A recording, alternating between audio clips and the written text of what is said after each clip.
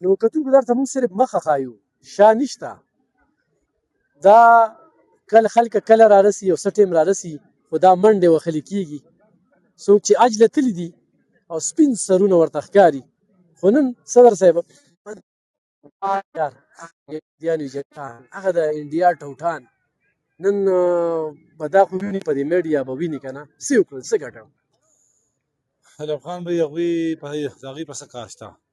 ټول عمر چې کوم دی په دروغو باندې تېر کړ، ټول عمر چې کوم دی نو قوم له په دروغو باندې مشر هم دوکه ورکړه، اوس یې صوبایي حکومت هم همدغسې دی. خو دا خبره ده چې لکه مینه د خلکو چې کوم دی وښوله، خلکو د شیخ صاحب سره په مرګ یې وښوله، ورسره په ژوند هم ښولې وه، او د هغوی په خولې پسې نه چې کوم دی څوک ځي، او نه د هغوی په حیا څه کار شته، او نه د هغوی خبرې څوک غوږ ږدي. منګه چې کوم دی دا ټول خلک چې کوم پښتانه دي او هغه چې کوم دی نو په دې سیمې سره تعلق ساتي، او په صحیح معنو کې چې کوم دی مسلمانان هم دي او پښتانه هم دي، هغوی چې کوم دی نن په ټول کور کې چې کوم دی د شیخ صاحب د مرګ دا غم.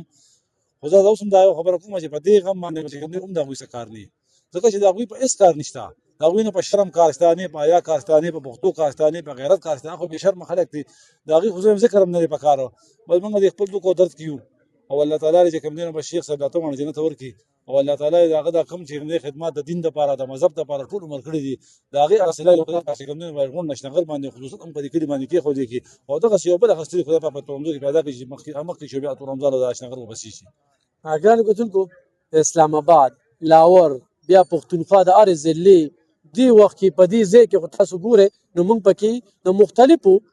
ښارونو خلکه نه تپوسونه وکړل چې هغه د شیخ صاحب سره یو خپل لګو، یو خپله مینه وه، یو خپل تعلق یې ورسره. خو شیخ صاحب په جار خبره کړې ده، خندا دغه جنازه درته درښایو، او الله پاک دې د هغه سایه په موږ باندې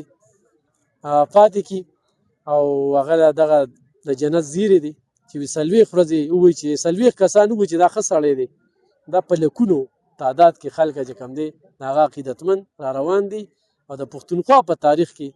داسې جنازه چې کومه ده چې دلته موږ څومره خلکو نه تپوس وکړو داسې نه ده لیدلې. نو ډېره مننه.